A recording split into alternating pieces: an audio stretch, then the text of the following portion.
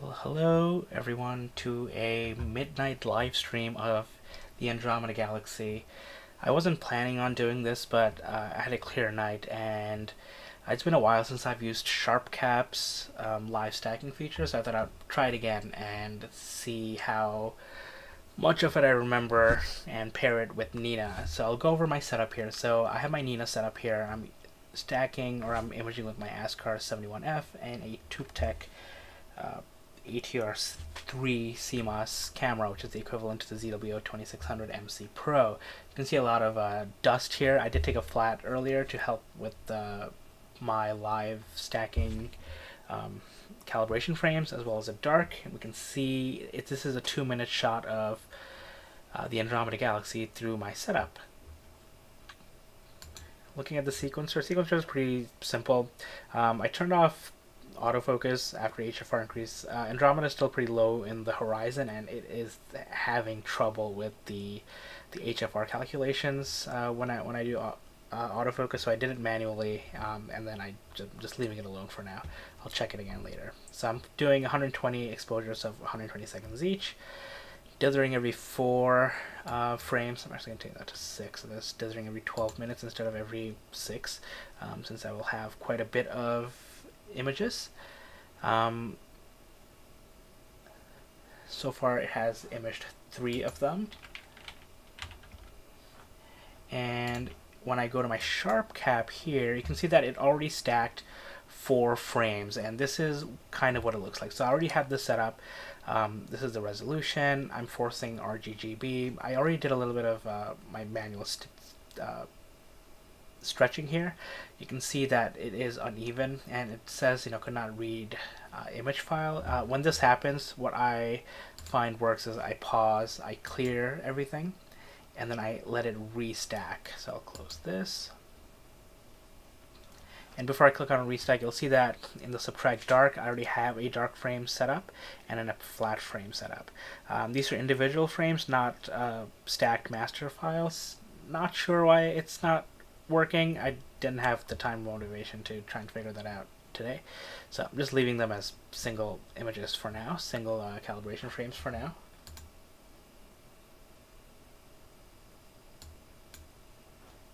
So I am going to click on this where it says rewind and replay all frames, and it should look at all, I guess, 8 frames that I have. If I look in my directory here, so I have 8 frames here, and this is what's in my my remote desktop, my Melee Q3C, 3QC. There's 8 of them, so I have that synced up. So now I'll click on this, and now it is grabbing each of them, and it will stack one by one.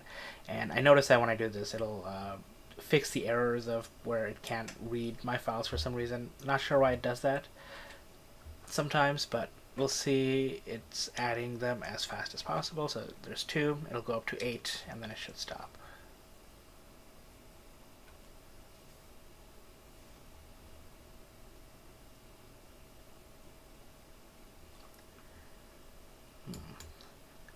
Let me redo this. For some reason it stopped at 2. Okay, so that's cleared. And then I will process frames. And I will, there we go. Is it working now? 2, 3, there we go. Okay, it's working now. So now it's adding.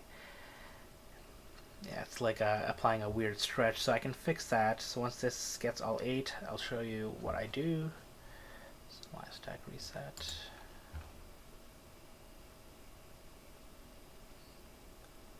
Alright, so it has the 7 frames. I'll figure out why it doesn't have the 8th one. So I'll click on this little lightning bolt to auto stretch, and then I'll just move the midpoint slider over a little bit.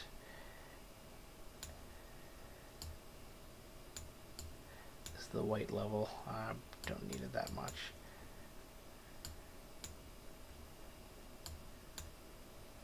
And then I click on this this lightning to auto balance the color, so it looks a little bit more natural. If I hold Control and scroll bar, I can zoom in a little bit more, and we can look at what Andromeda looks like. So I'm live stacking from the folder, so now it says it's waiting for the next frame, and I am copying it over a little bit manually. I have a PowerShell script that actually copies the files over. Okay, so 7, 8. So if I look at these, oh yeah. So one thing I noticed with SharpCap live stacking is that if you have a file that starts with 0000, it's going to skip it. So what I do in that case is I'm never going to get to 1,000, so I just named that 1,000. So now I'm going to go back here. So I did kind of mess it up, so I will pause this. I'll clear it out. I'll do it one more time. Let it clear. Takes a second. So rewind all frames, and then I'll play. So it's stacking them.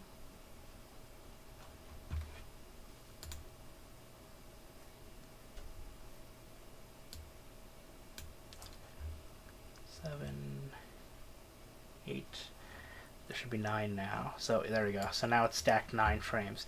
So let me try an auto stretch again, and I'll fix this. Whoa, that's pretty bad. Okay, so I'm gonna move the black. Yeah, there's heavy vignetting. I am actually not sure if I can fix that in live stacking. It's because, again, this is on the horizon, so this is a lot of light pollution on the horizon, a bunch of sky glow over there. But this looks fine, and the more I add to this, the better it'll be. And I have enough frames where we can actually see M110 here, right here. It's pretty cool. And when I take all these frames and then stack them, just reset auto. When I stack them in PixInsight or something, it should look a lot better.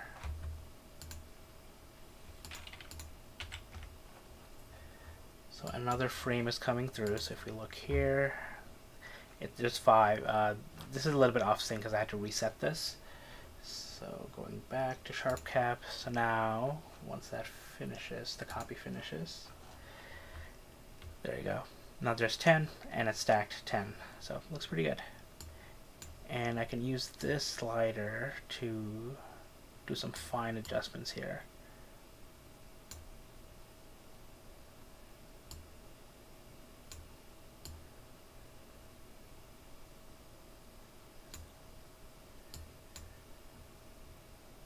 Let's see.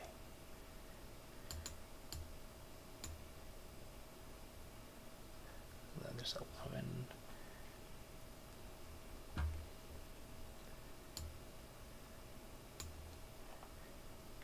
Cannot read image 4. Yeah, I'm not sure why SharpCap is giving me problems with reading some of these files.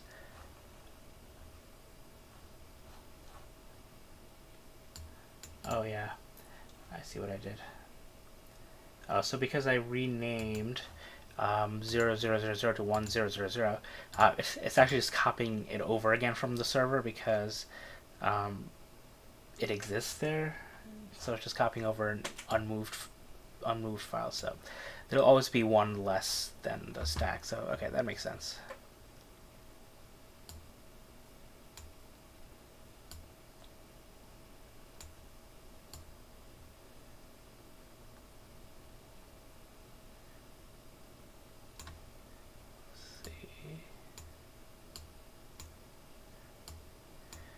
Trying to get the dust lanes back. Alright. Reset.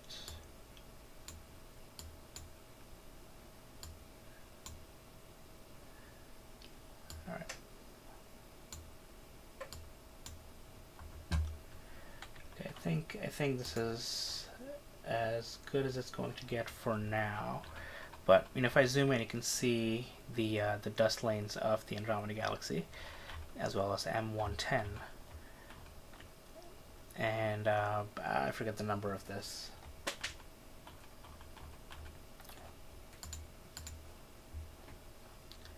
Cool.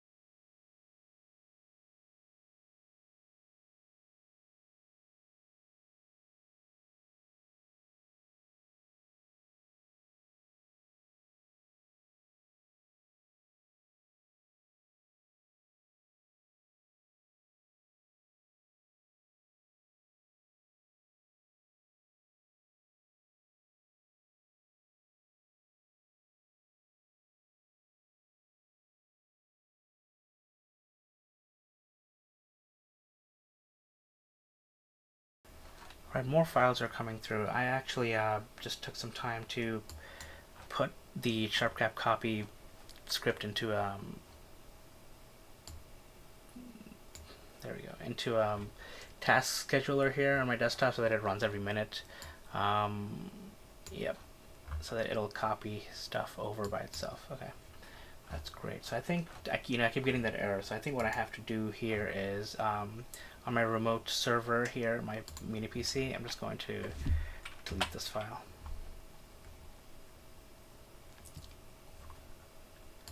While that deletes, I can look here in my Nina.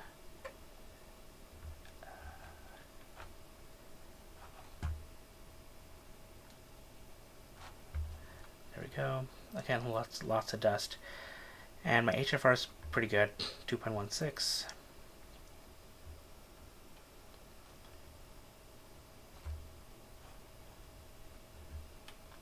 And at my SharpCap, I now have 14, but because of the images, it kind of got stuck. Yeah, relearning SharpCap. So I'll actually clear this out, and I'll redo this like I've been doing. So pause. So I'll go back to the beginning, and then I'll play. So reset the live stacks, and now it's adding them one by one.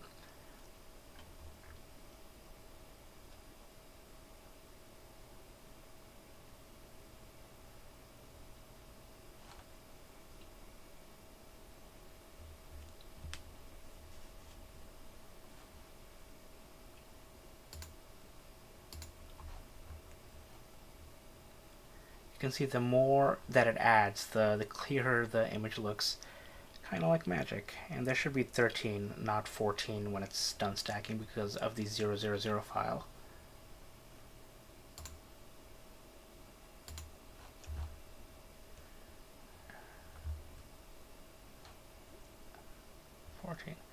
Oh, I was wrong. It did stack 14. 15.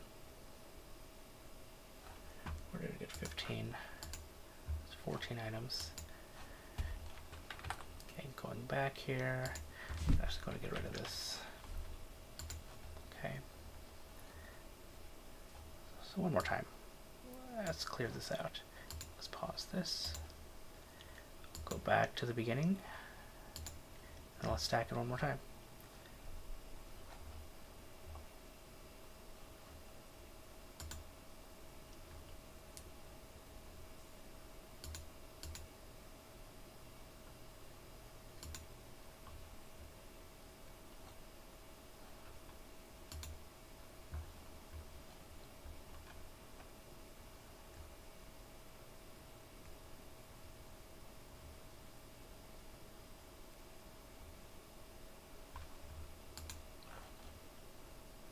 Delete this file. Yep. So what I deleted was the 000 file because SharpCap can't read 0000, and I think that's what it's been giving me the error on top, saying it can't read a random file. The current frame. It's trying to read 0000 again. Why do I still have it, even though I deleted it? Okay, I'll figure that out. Don't have 0000 here.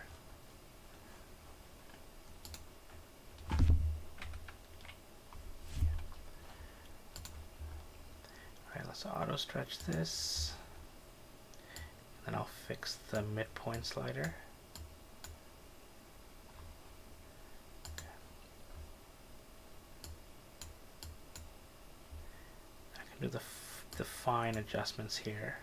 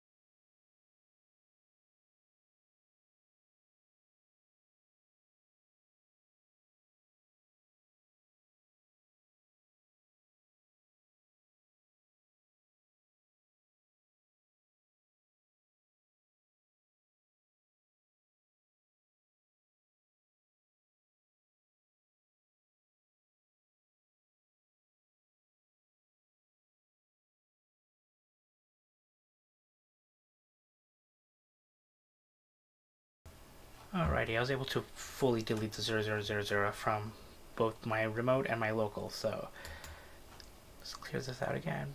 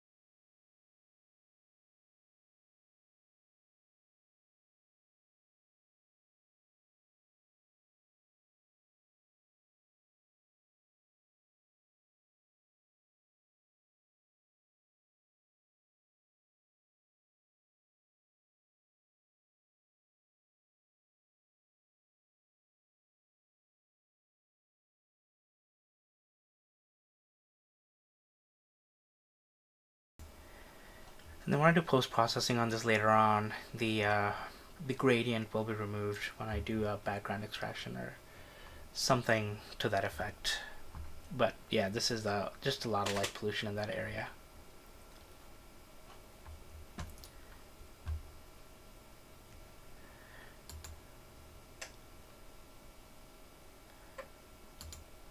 I guess I can try this. Let's see. I don't think I've used this before. Again, it's been a few years since I've used SharpCrap for live stacking. So let's see.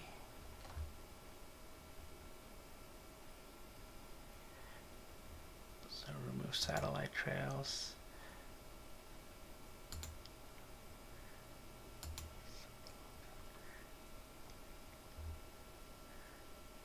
So let's do linear gradient removal. Okay. So the thing is, when you do pre-processing, if you change any of these, you need to reset this and do it all over again because this is pre-processing. So we need to get that done. So I'll pause, clear.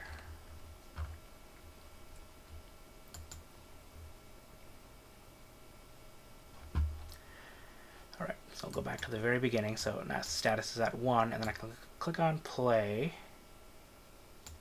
and it is going to be stacking each of those images.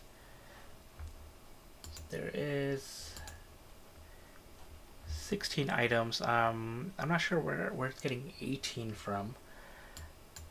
It's like something is cached somewhere. Like even though the 0000 fits file is gone, it's still detecting it. No idea.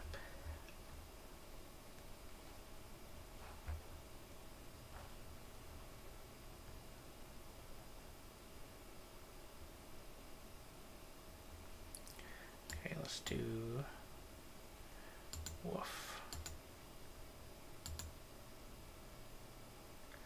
Oh, look at that. Okay, let's see.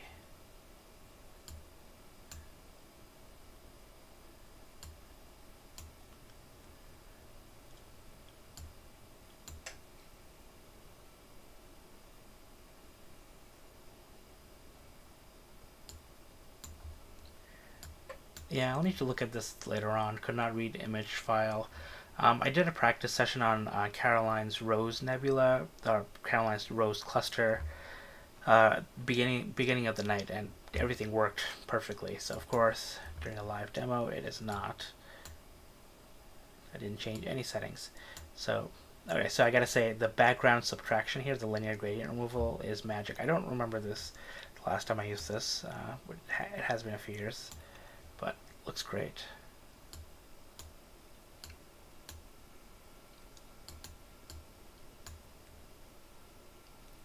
To the white level.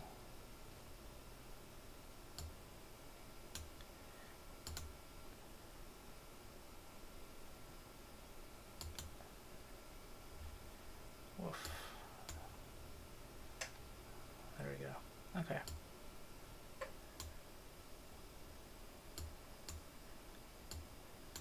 Alright, it looks pretty good. Yeah, the core looks good. Stars look good. I think some of my earlier images had some bloated stars, which I'll probably have to remove when I do post-processing, but this looks very nice.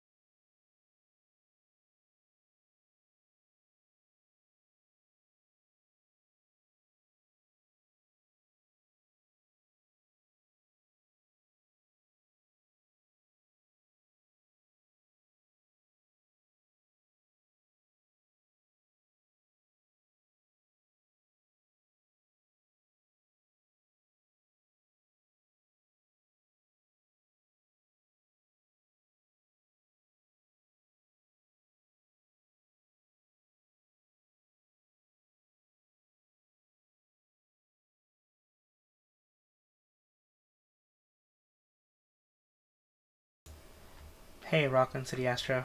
Good question. So I'm using the ASCAR 71F, which is a f6.9 71mm refractor, and I'm using a TubeTech ATR3 CMOS camera, which is the equivalent to the ZWO 2600 MC Pro, along with the SV Bony UV IR cut filter on my CEM 40 mount, and I'm just using a basic guide scope and a guide cam. Um, and capture software is Nina. I think I got all my equipment. But let me know if I missed anything. If you have any specific questions.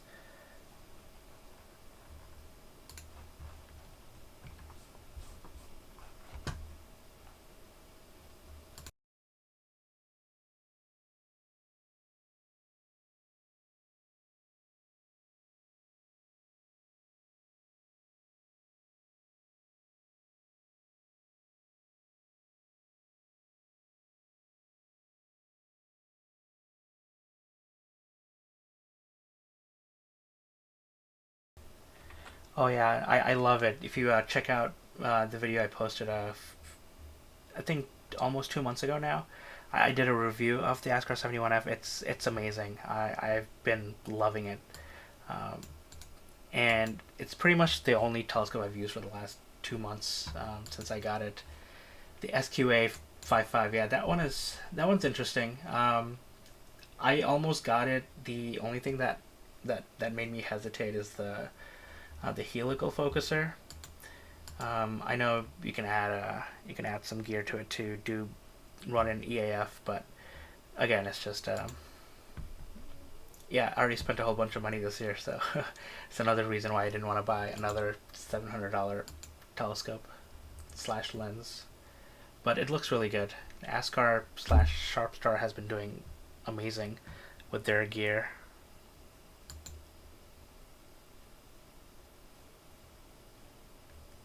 Yeah, I agree. Yeah, it's going to give the Red Cat a run for its money.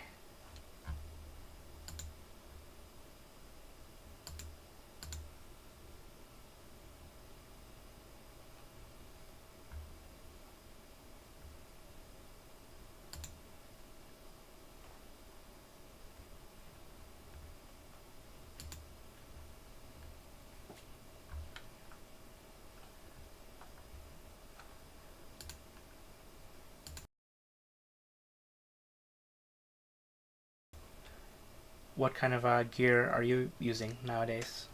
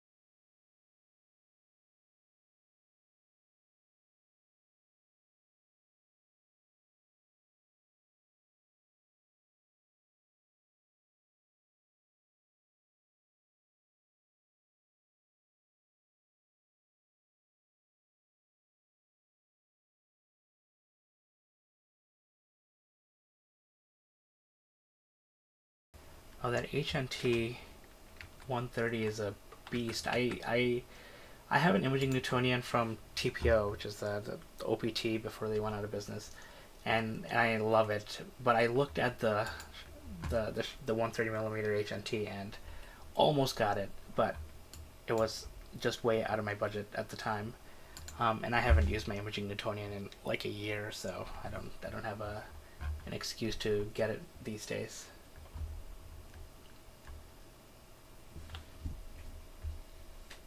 But yeah, man, at f2.8, you must get images really quickly.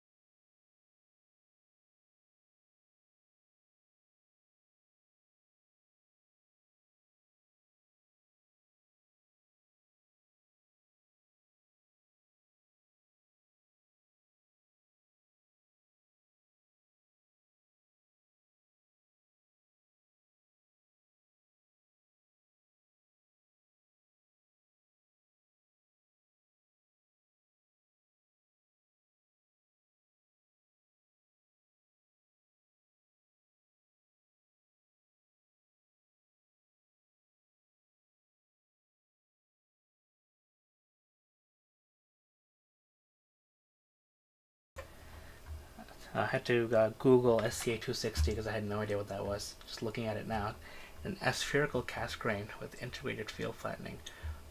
Oh, this looks awesome.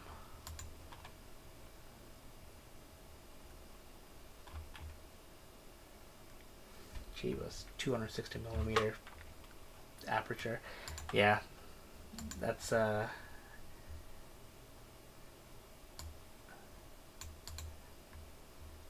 and it's only 32 pounds with both dovetails. It's lighter than I would expect.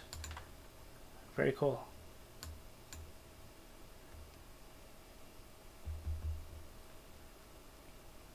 Yeah, I wanna also try and get a harmonic drive mount at some point. One of the strain wave mounts. I do want to get an AM5 or iOptron has been making some good ones, but they're also so pricey. I spend enough money on this hobby as it is, so I try my best to not spend as much money, but I still have 12 telescopes around this house.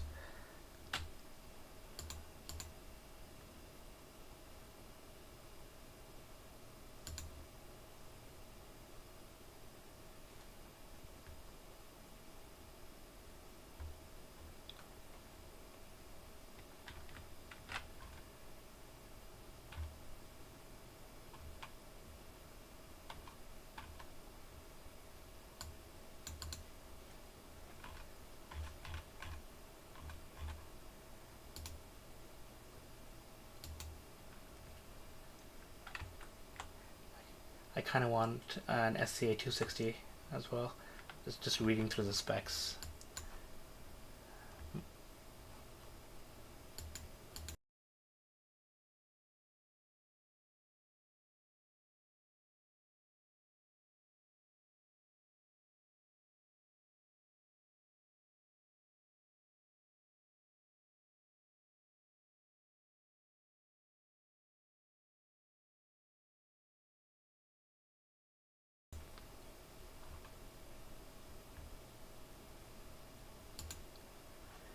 Oh yeah, yep. High focal length at f5. Yeah, that's gonna be a killer for Galaxy season for sure.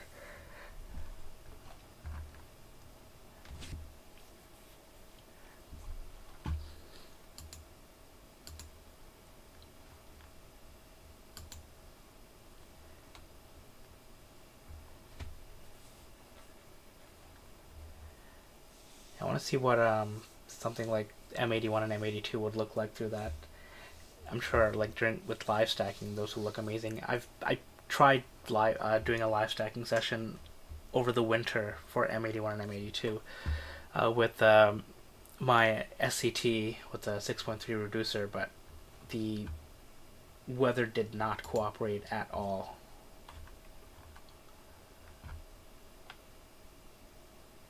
So maybe next year. Oh, hey, congrats on the new job. That's amazing. I am married. I have a 1 year old. So daycare has been such a huge expense for us. So that's that's uh, that's where most of my hobby money has been going.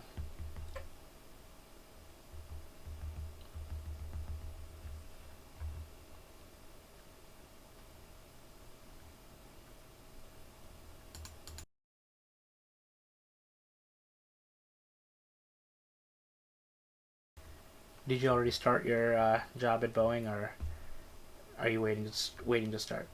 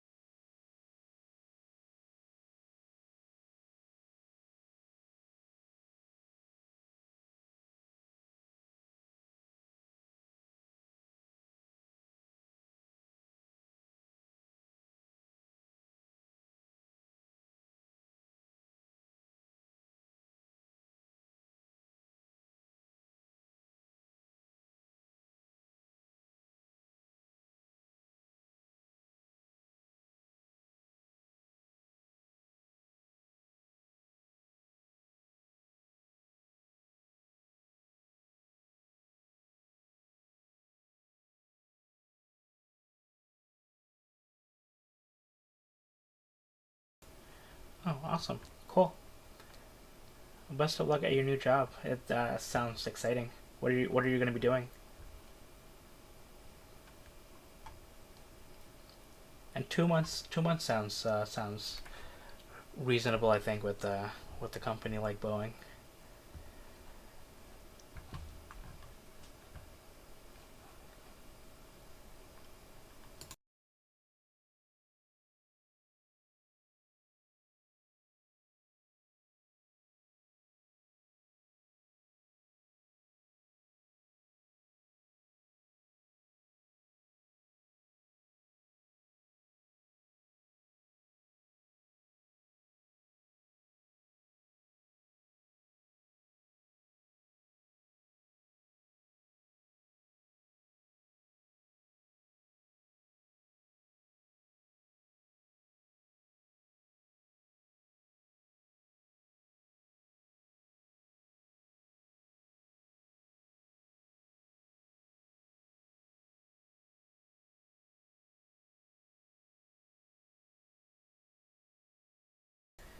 I understand, and super cool.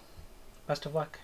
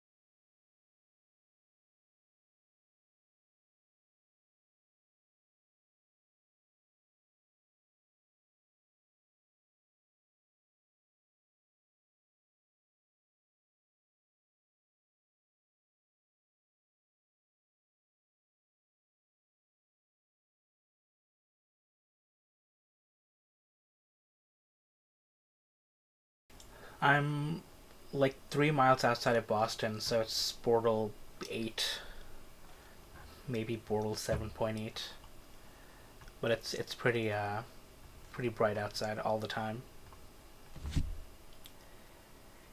And I usually don't even use a UV IR cut filter. I just got this, figured I'd test it out tonight and see how it goes.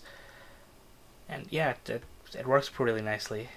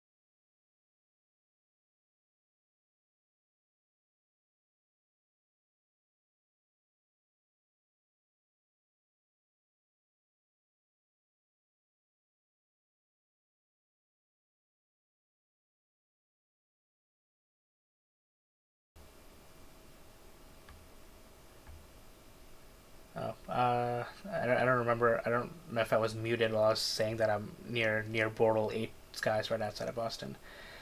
But yeah, it's pretty bright. I have thought about getting the color magic set. I might get them at some point this year. I've been testing some filters for an upcoming video, and I've thought about getting some of those, getting some other off-brand ones too, just to test them out. That's actually why I got the SV Bony UVIR cut, because it was so cheap to get. Figured I'd add that to my test. I'll probably have that video up in like September. At the rate I'm going.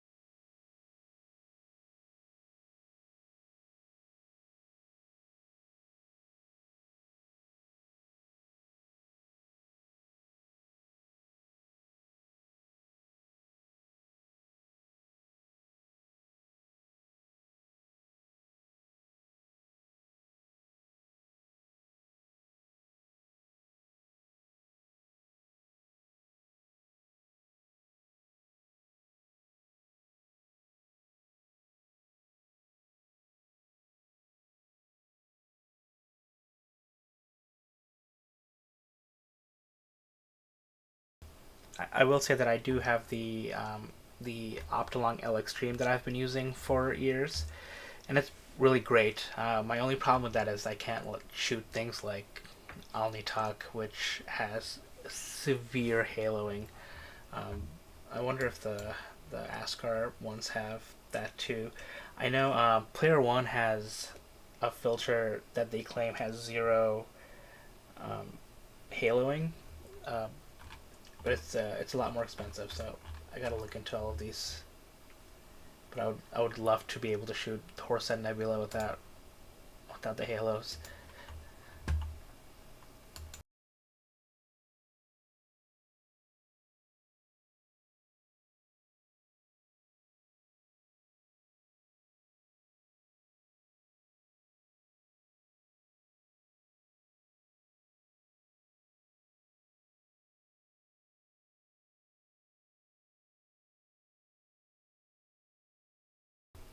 Ah, cool. I use a SV Bony 60 millimeter Acromat as my guide scope, I do have an OAG that I I rarely use. I'm just so comfortable with the guide scope. I'll have to shift at some point just to get a little bit more portable.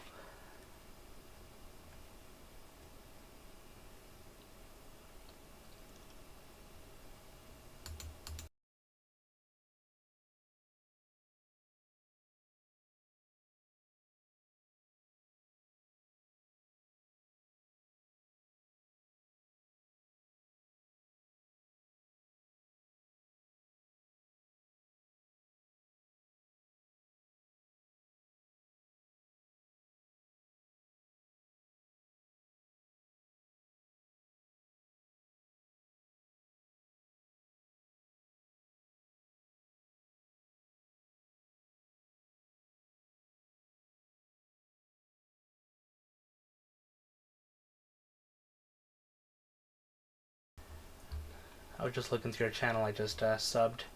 PixInsight, yeah, I use PixInsight. I've used pretty much every stacking and processing software that's ever been made. Um, I have a couple of videos on PixInsight too, pretty recent too. Um, yeah, PixInsight has a pretty steep learning curve, but once you get a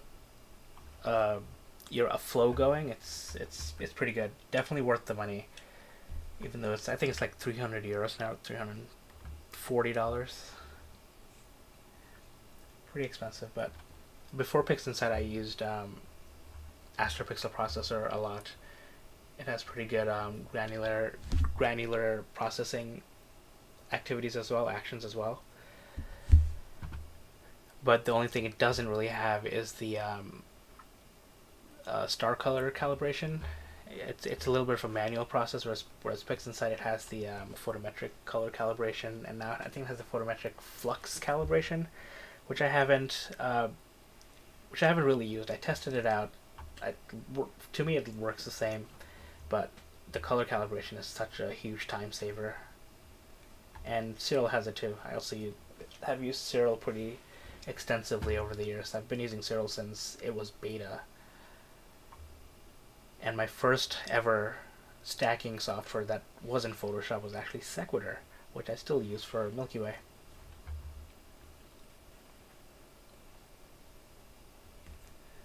Oh yeah.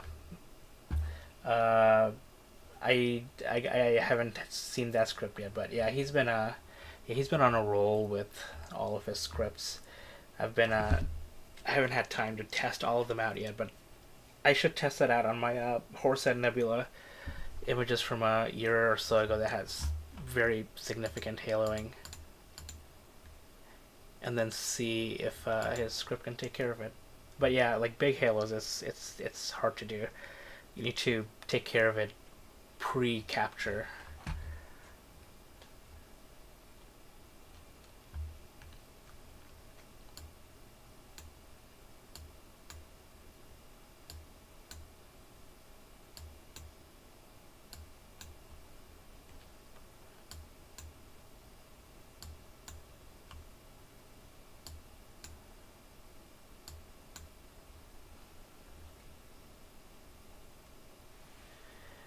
Yeah, the only reason I have Photoshop is because I get it through my job. Otherwise, yeah, I don't think I would pay for Photoshop. I used to use GIMP a lot um, before I had a job that gave me Photoshop, and GIMP can do everything Photoshop can do. So I'm more than happy to use it. But as long as I'm getting Photoshop for free through my job, I'll keep using it. I get all of the Creative Cloud software.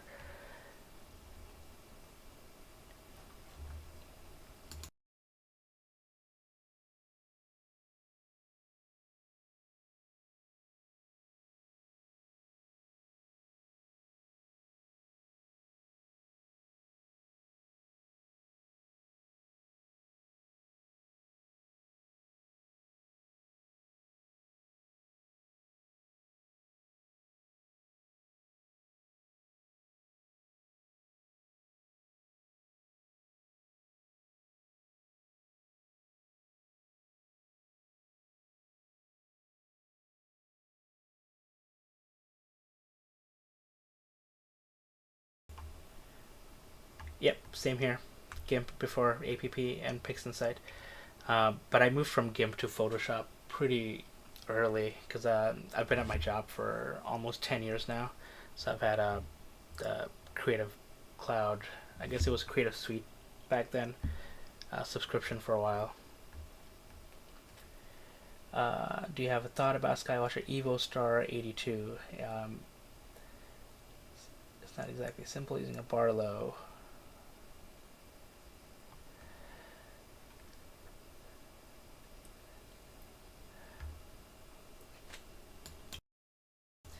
So I will say this: Skywatcher makes really great telescopes.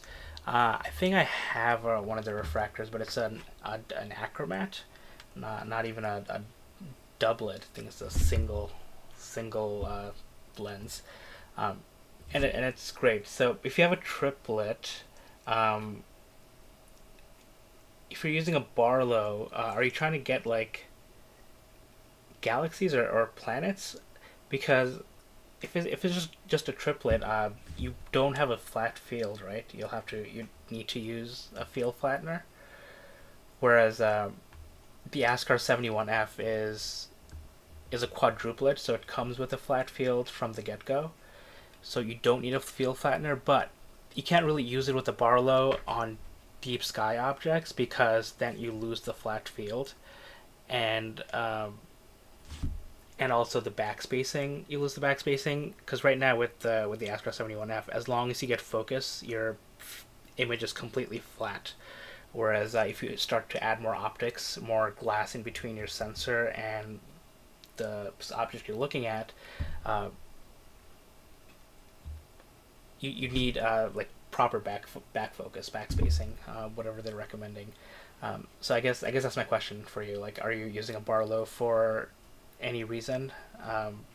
Because that'll also slow down the telescope quite a bit, right? I don't know. Is the Evo Star an f6? Let me look it up.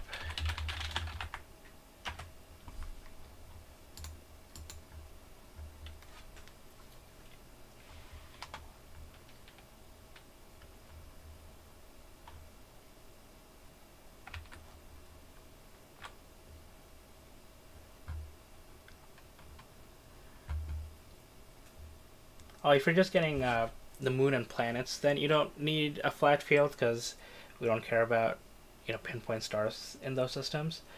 Um,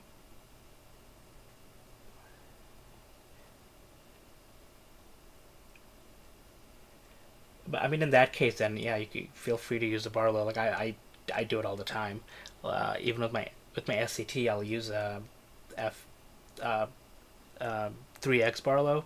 So I end up with a f30 telescope for planets, and it works really well. And if you already have the 82, the Evo Star 82, might as well keep using it. Barlow is cheaper than getting another telescope. And I think the if you already have the 82, then the 71 could be too close in focal length and aperture, where you won't really see a huge benefit. If that makes sense, because your field of view will be pretty similar between the two, or it'll be almost not noticeable. So I don't know if it's even worth getting a 71 millimeter and 82 millimeter. I say that well, I have a 60 millimeter and a 71 millimeter, but it's really up to you.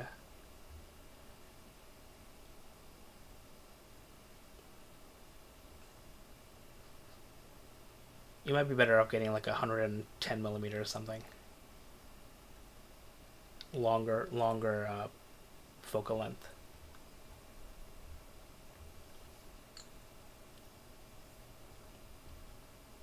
And depending on your budget, you can even get like a 6-inch SCT, which is amazing for planetary and other solar system objects. I've been using my 6-inch Celestron 6SE for almost 13 years now.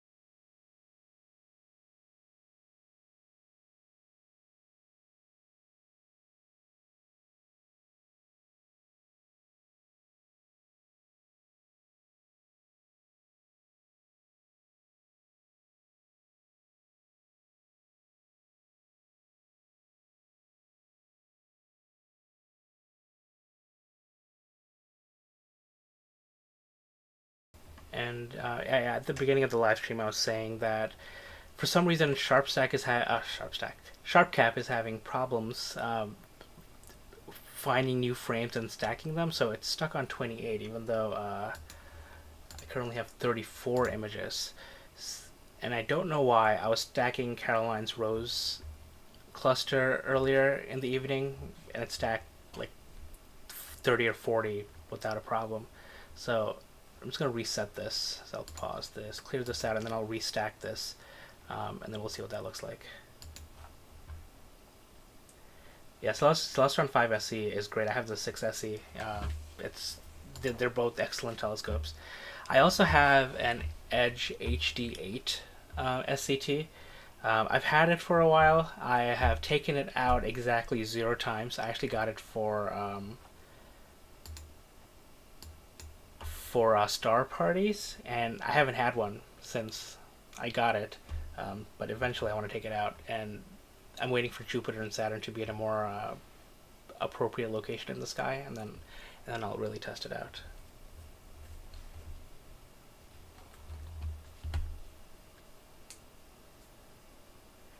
Oh, and a $620 for an 8-inch SCT is amazing. Which one did you get? Is the if the primary mirror and the corrector plate looks okay, then $620 for an 8 inch is a steal.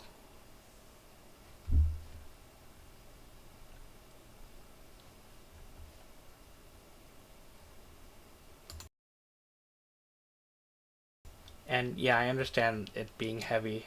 That's also one of my drawbacks. Like even if I travel far, I have to put it in a big case, put it in the car. Yeah, it's a little bit of a pain.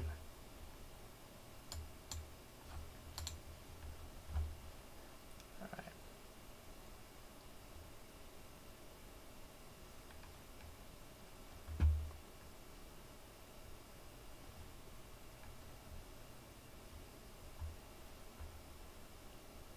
Nice.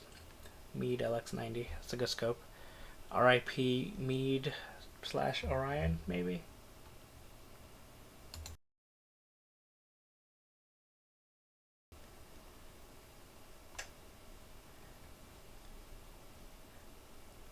When did you buy your 5SC? I bought my 6SC in 2012. Actually, I bought it like in December 2011. It didn't get delivered until 2012, and it was, I believe, $750. But with inflation, it's probably like 1,100.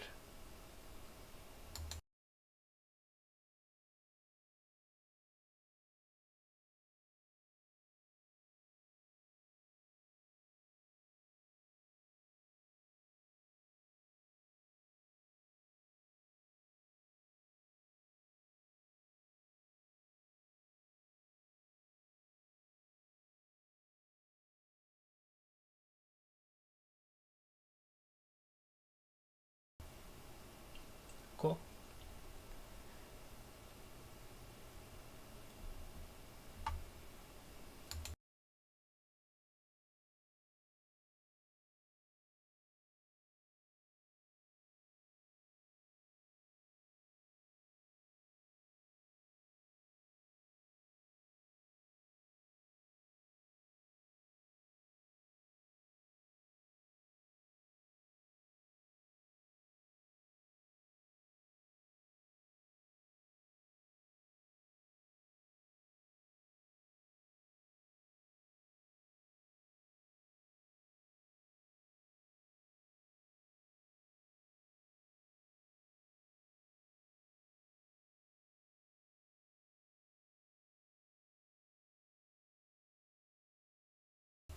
Yep.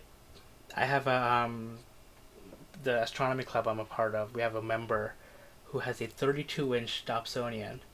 Um, it's custom built. He like grinded the mirror himself. It's permanently attached to his house. I do have an invite to go visit it at any point, but yeah, like I would love a 32-inch Dob. Have you thought about making your own? I've thought about making my own larger Dobsonian because I think I can get a mirror for like $600 or $700, a 12 or 14 inch mirror, and grind it myself. It'll be a lot of work, but it might be worth it in the end. And my astronomy club has a 25 inch f 3.8 Dobsonian that I try to use as often as I can. Can't do any imaging with it. It's not set up for that, but it's it's fast enough and it's big enough where you can actually see clusters in 3 dimensions. They take up the entire eyepiece. You can see certain nebulae without any kind of filters, like the ring nebula. Like you can see the oxygen and some of the hydrogen without any filters. It's just mind blowing.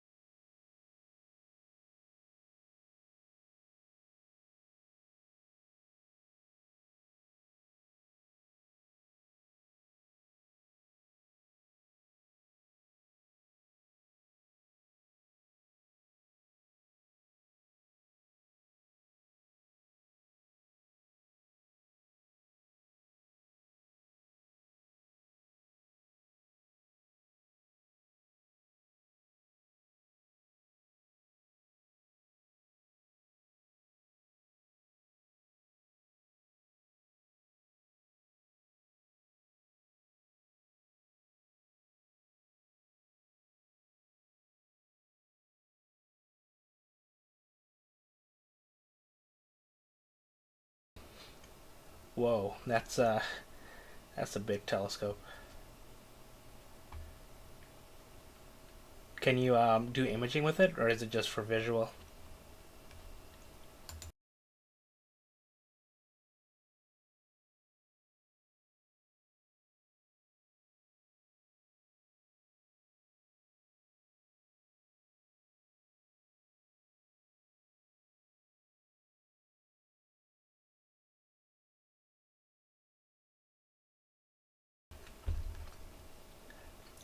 I think that that guy that made his own harmonic drive mount on YouTube is part of my astronomy club. His name is Alan Slisky. I actually got a good demo of it on our astronomy club field. It's it's really smart the way he bought the the parts. Like it was super cheap. I think he's able to handle a lot of load with it. But from talking to him, he did say that he's having a lot of trouble with the calibrating the motors, making sure that they track properly. And that was the last time I talked to him about his drive, like 6 months ago. I'll have to catch up with him again later on. But yeah, no, he. Every time I talk to him, every time I see him, I want to make my own. It helps when you have your own machine shop because he custom builds like everything.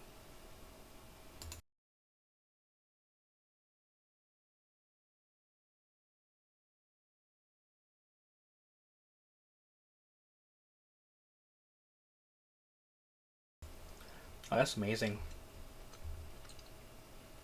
I think on my at my astronomy club we have a 16 inch SCT that I can use. I can attach a camera to.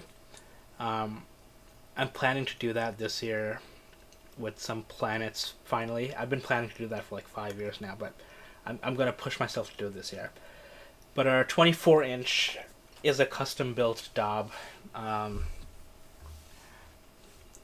the people who built it are nervous about attaching a camera to it, so and it doesn't track for more than 40 minutes. I think it's on a custom motor, a custom base. I won't push too hard. I don't want them to kick me out of the club.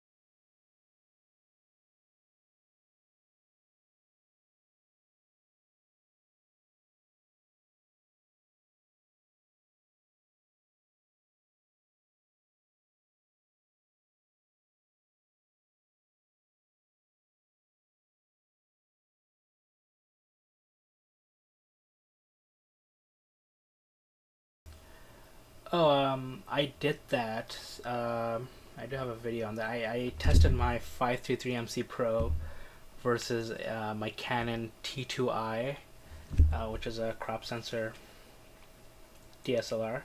I don't have a full frame, but I did do some deep analysis of the noise levels, and the cooled camera is definitely less noisy.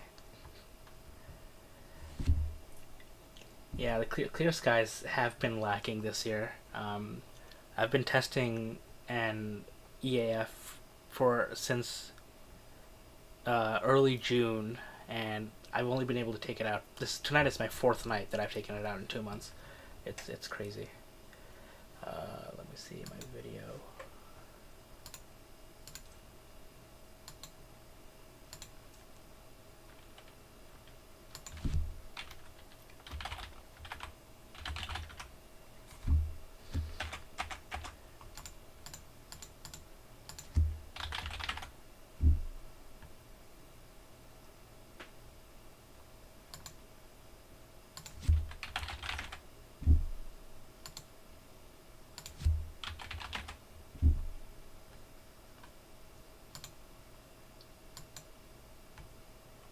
It's better outside with it.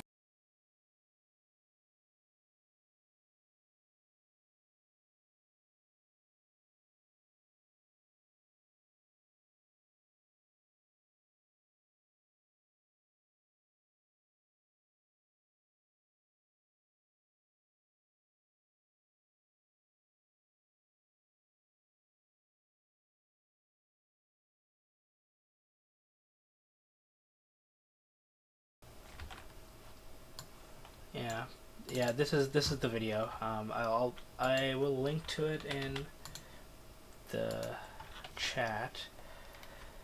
But yeah, it was just a fun look at. I did both the field of view comparison and the noise comparison. You can see, we're like in the middle here is where the 523 MC Pro is.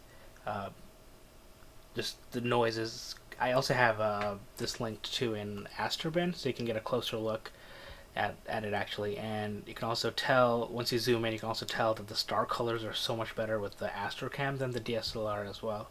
I used the DSLR for 10 years, so it's pretty heavily used and it's served me really well.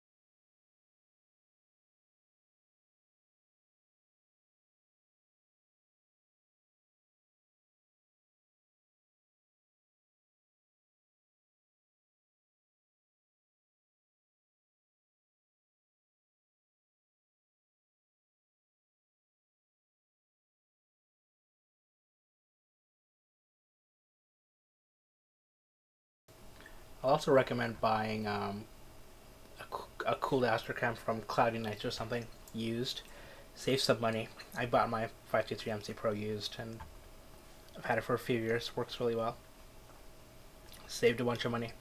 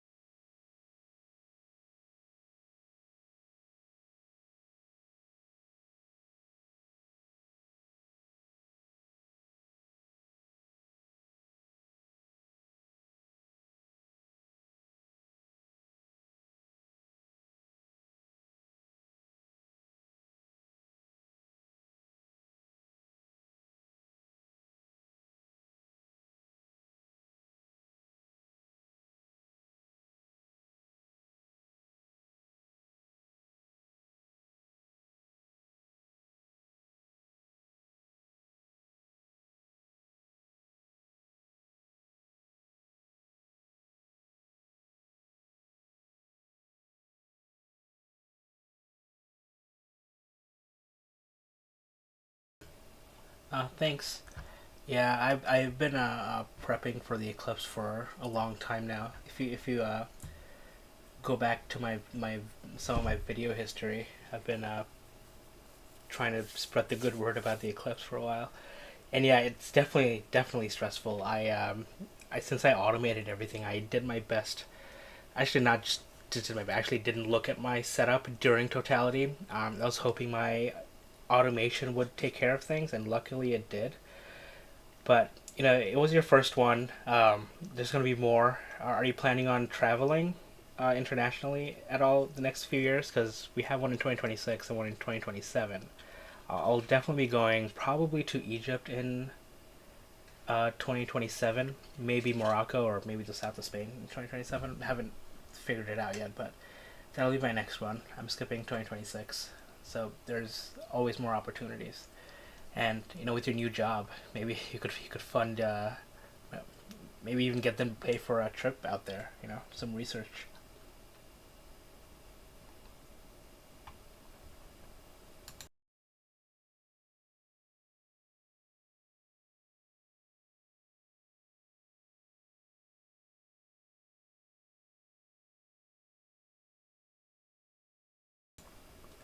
I'll also add that in 2017, I actually forgot to pull my filter out on one of my setups for like a minute, and that totality was only about 2 minutes long, so I missed half of it. But I was just so pulled into totality that I almost forgot that I was taking photos.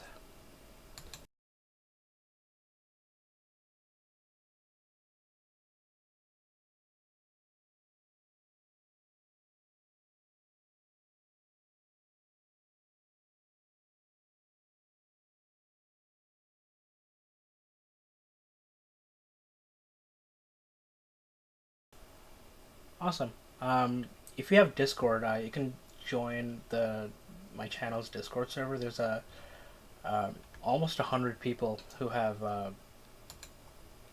joined during the eclipse, and uh, I have been asked to try and plan some eclipse trip or something, or at least an information channel somewhere, which I'm planning to do there. Because I think like traveling internationally, it's definitely better to do it in a group. I don't know if you'll be able to, but I still have a year or so to think about it before I make solid plans. But link to that I think is in the description of this video. If it's not, I'll put it in there. I'll also add an invite to in the chat in a minute. 1 second.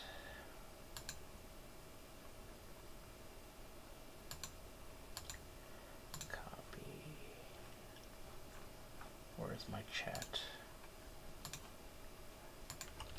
Here.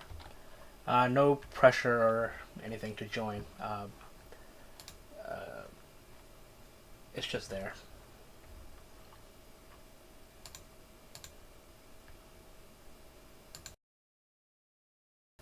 My only hesitation with Egypt is that it's going to be the middle of summer in August in the desert, and I will be going with my son who will be, what, 4 years old? So, something I'll have to keep in mind. Another reason why we're considering Morocco. We'll give up almost 3 minutes of totality, but, um, yeah, don't want to die in the desert.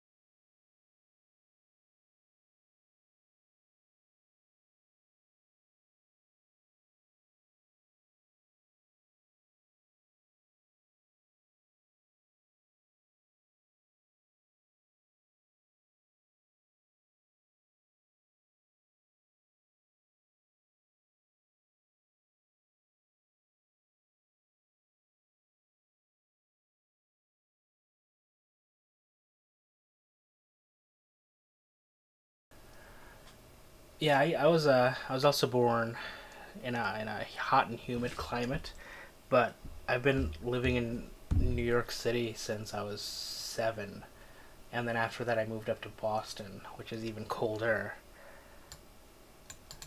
So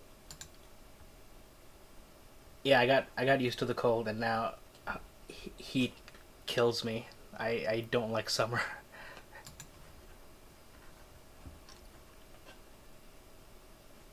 But it is more pleasant to go outside at night in the summertime, especially when you're doing astro.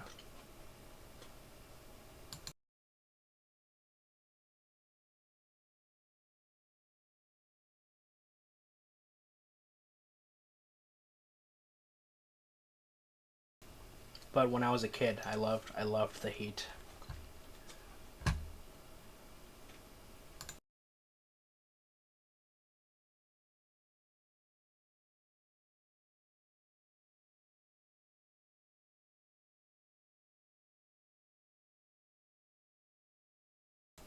Yeah, yeah. Buffalo is a. I think Buffalo is a little bit of an. I don't think I can live in Buffalo. I love the cold, but Buffalo is. Yeah, they get all the Great Lakes snowstorms, right? It's it's crazy. And over the last few years, like New York and Boston hasn't been getting a lot of snow either. We had 2 snow days last year, and the snow only lasted like 3 days because it would just get hot and it would all just melt away. And yeah, I can't picture myself in Buffalo.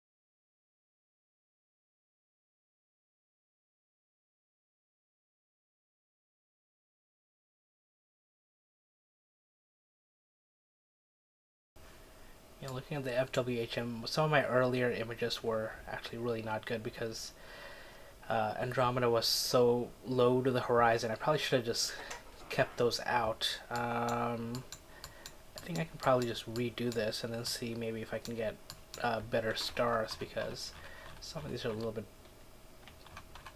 bulky. So I think I'll do that.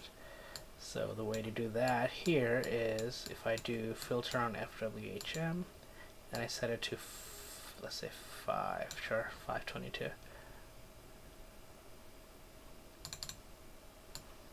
Okay, cool.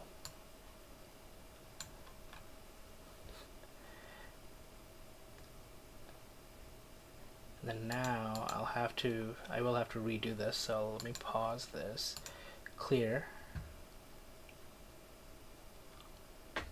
go back to the very beginning, and then I will play this, and now we should see some rejected frames. Yeah, so now it's getting rid of the bad earlier frames, and I'm hoping that helps with the star shapes. So far so good.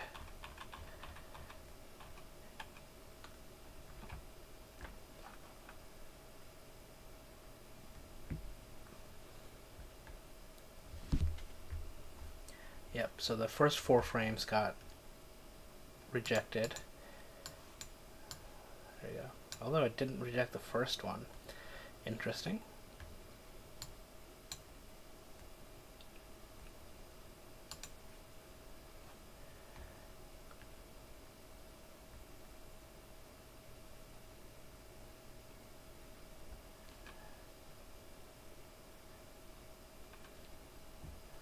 Oh yeah, yeah, cool.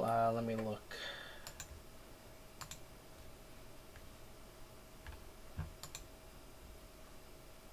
Oh, that looks great. I love the nebula that you can see all the red inside the galaxy itself. Very cool. How long is the integration? Did you put that in the chat? Yeah, how long is the total integration?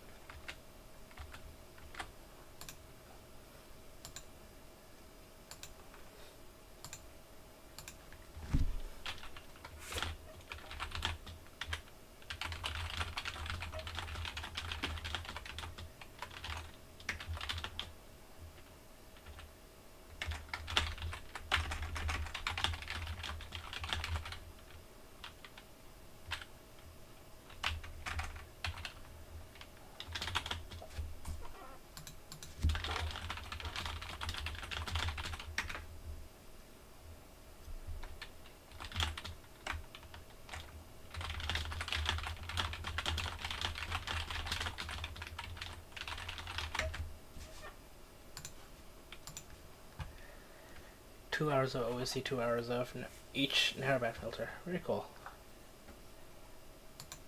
Yeah, I haven't delved into mono yet, uh, but yeah, but this image is really well done. PixInsight.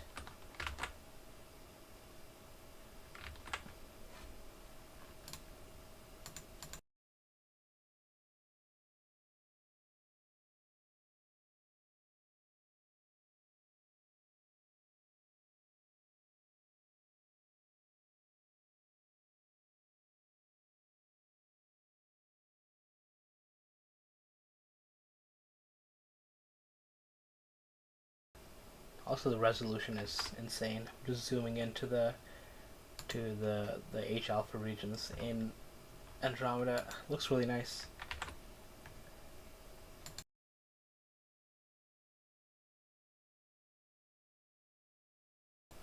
Let me pull up my Andromeda.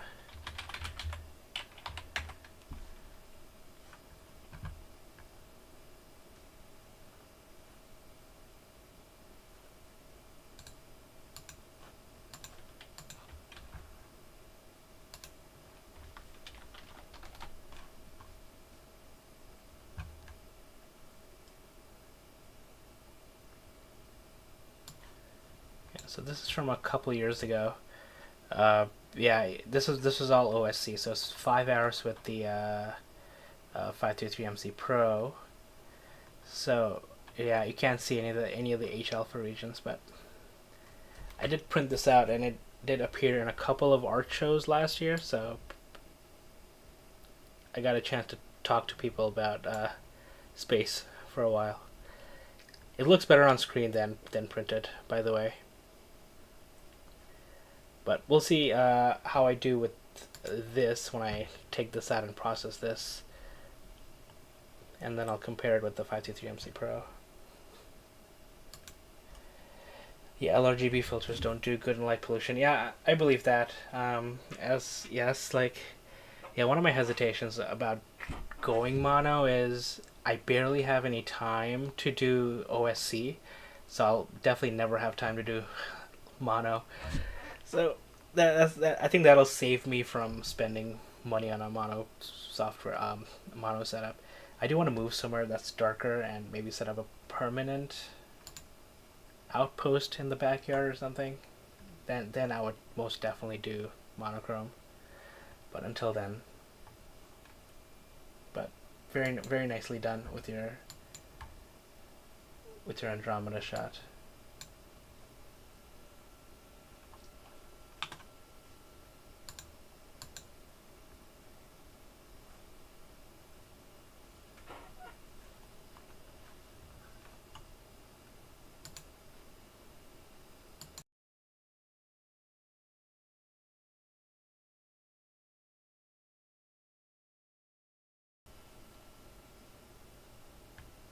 Yep. I've been using 4x for a while, and then I'll use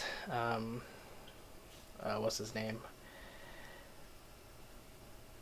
Uh, I'm blanking on the script name, but you can recode each of the colors to something else. I usually use that to try and make my own palette. But 4x has been such a lifesaver. And since we were talking about SETI Astro, he does have uh, a narrowband to RGB star color script, which works amazingly. Um, and yeah, I've been having fun with that too, with my narrowband filters and making the stars look nice without having to shoot that area in color as well. Close this. Yeah, I think that I did upload a video a couple of weeks ago, maybe a week ago, uh, where I showed OSC dual narrowband workflow, and 4x is one of the scripts I use. The idea was to show that you can do everything in PixInsight without opening pixel math, because that's usually what scares a lot of people away, including myself for a long time.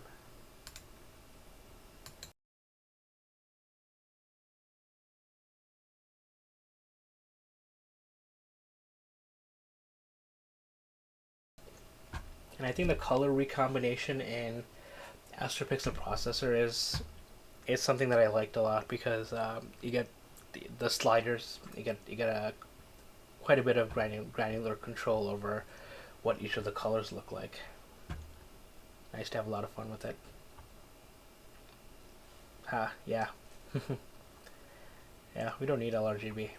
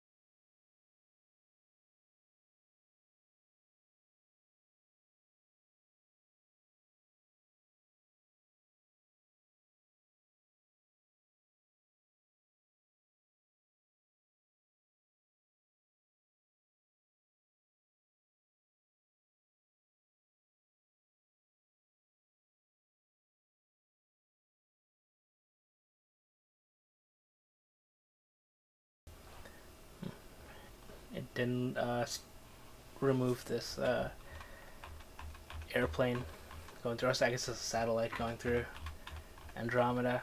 Oh well, it'll get removed when I post process.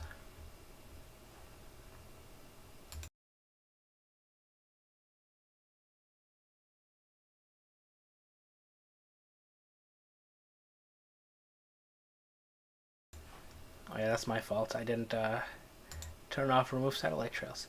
Uh, which I guess it's funny that this is the first image of Andromeda with the satellite going through it. Usually I get one every other frame at least.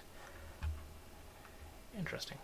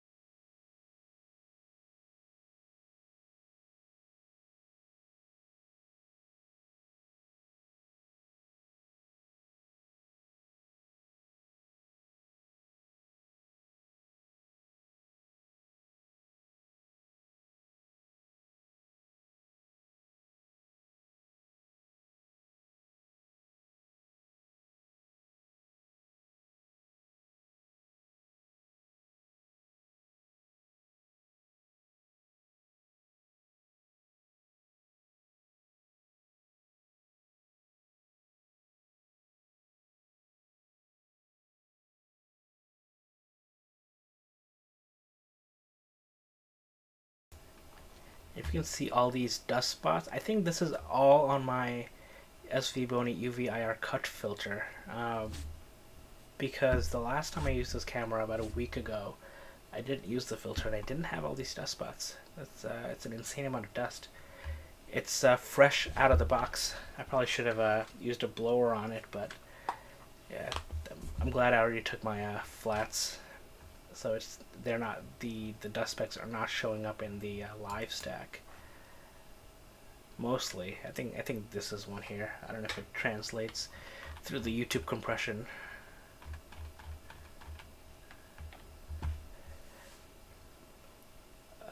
But this is good. One of the other reasons I wanted to test live stacking in SharpCap is for my star parties. I used to host a bunch years ago. Usually do it during planet season, but I thought maybe I'll try this during non-planet season and stack galaxies and nebulae. Kind of like how the Sea Star and the other small smart telescopes are doing it these days, but more manual and not on my cell phone.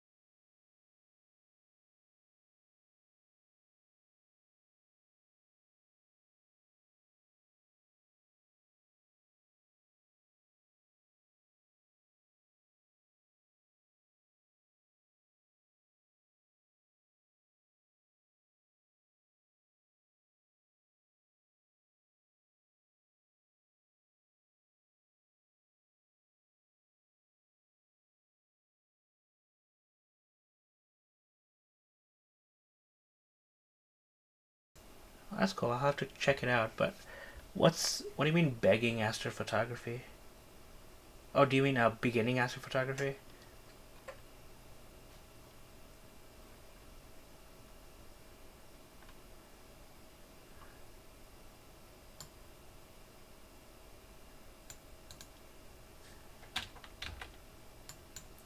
Looking up gigaparts.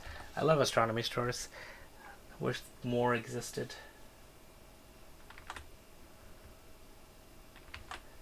I guess gigaparts is an electronics store. Yeah, same thing. Maybe they'll have telescopes.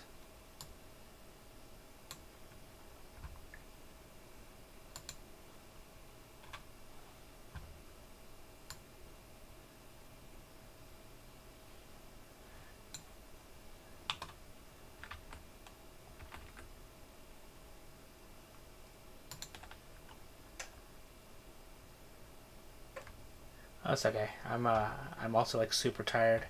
I want to go to sleep, but this is like the first clear night I've had in a while. I want to keep going as long as I can. Um, but yeah, your class sounds super cool. I did subscribe to you, so I'll get notifications when you go live. I'll try to tune in.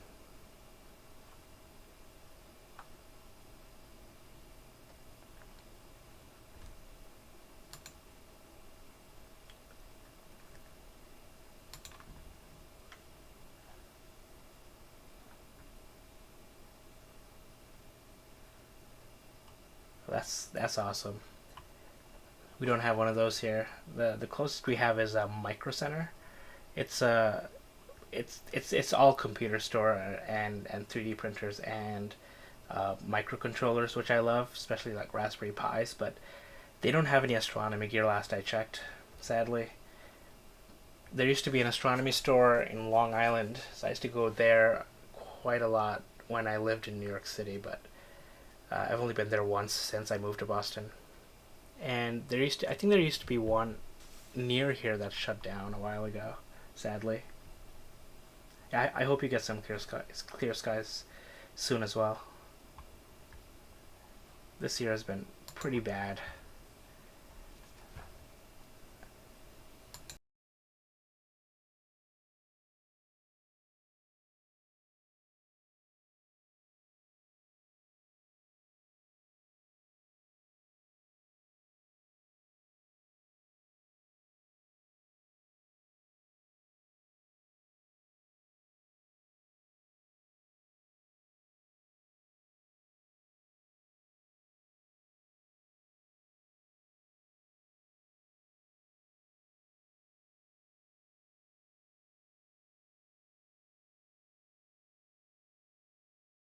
And this is coming up on about almost 2 hours of total exposures.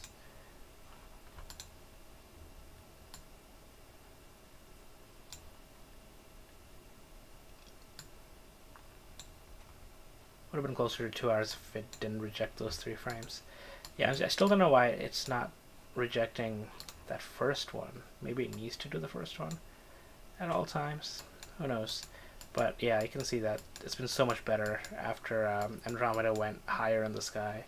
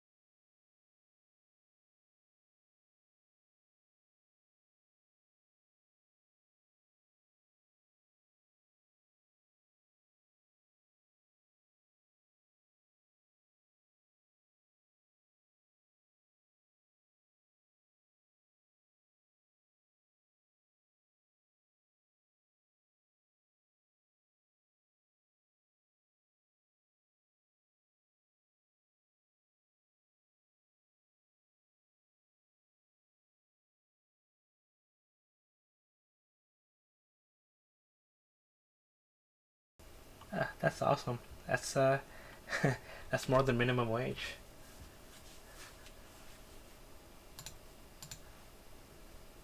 Yeah, I would love to do that. I mean, I can talk about astronomy for days. I was well, a couple of my photos were at an art show this week, so I was there for a luncheon, and I think I talked non-stop about astronomy for 3 hours, and I didn't get paid for it.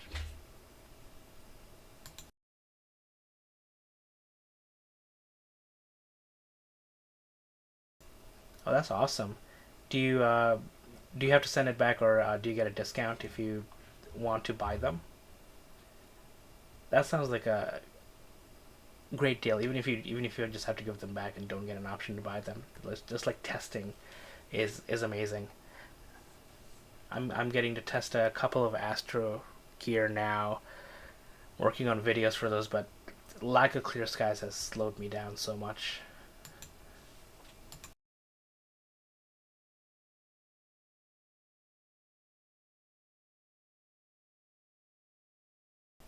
That's a great idea. Those are those are big prints to 8x11. That's very cool.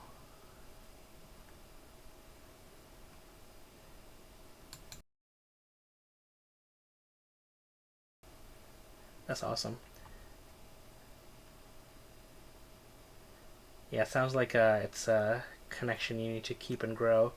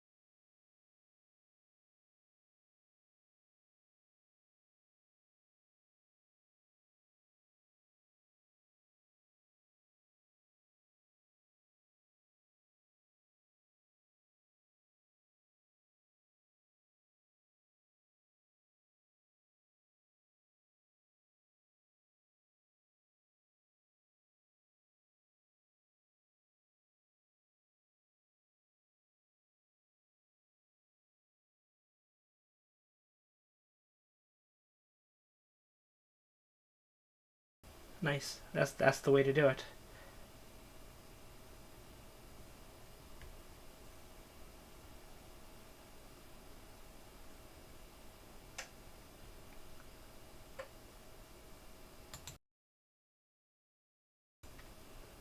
I used to have a photo printer years ago, but I think it only did at max 4x6. But yeah, no, you have a really good marketing strategy. You got a printer, handing out $1 business cards, pretty much. Very cool.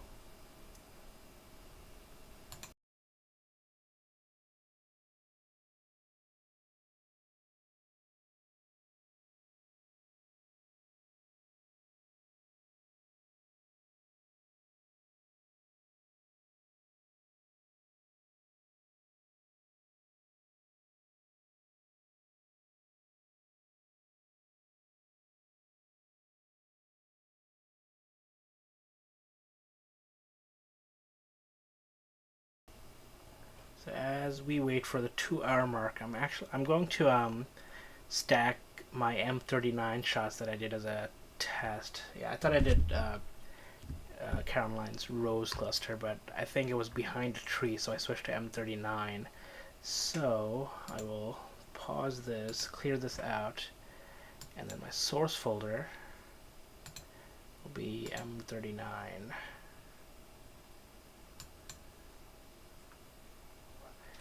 And then I'll see what that looks like.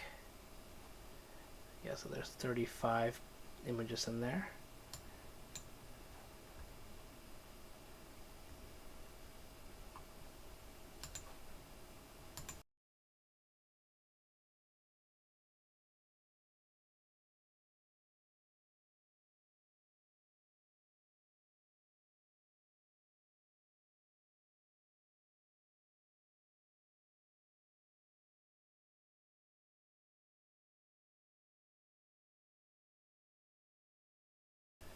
Yeah, the cluster is pretty prominent.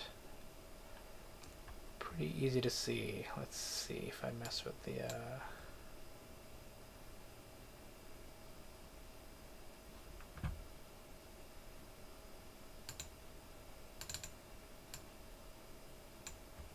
yeah, and it was much higher in the sky, so the FWHM was much better.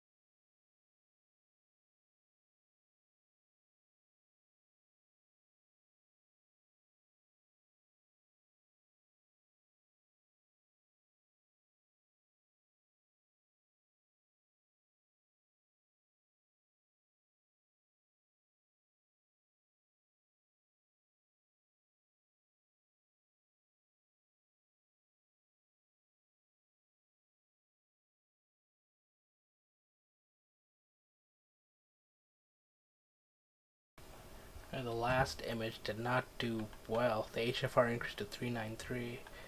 If I zoom into the stars here, oh yeah, it's like it got nudged or something. So this is 0056. I think I'll have to make sure to remove that. And this is the one right before. Look at that. So one's about to finish, so let's see what that looks like.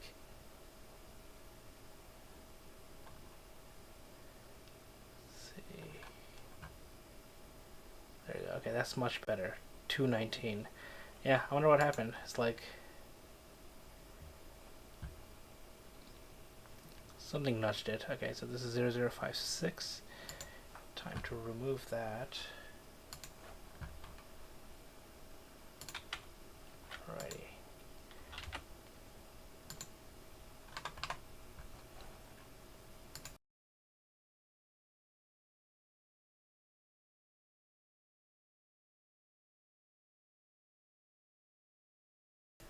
Alright, sharp cap finished stacking my M39 shot.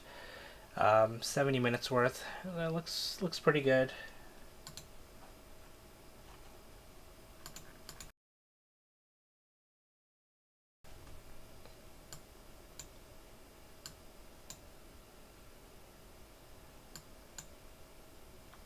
Yeah, I think it'll look pretty nice once I do some post-processing on it later on. But yeah, the central star cluster is very prominent. Huge stars. I do love clusters. Okay, so now I'll go back to M31. And then I'll clear, pause.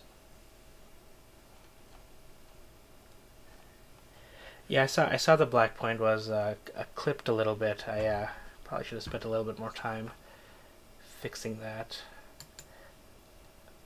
But star clusters, unless it's like M45, it's a little. Oh, my stacking is paused. Hold on. Yeah, so yeah, star clusters, unless it's like M45 with some reflection nebulae in there, it's hard to show in live stacking. So, but I'll share my images when I'm done stacking them, post processing them.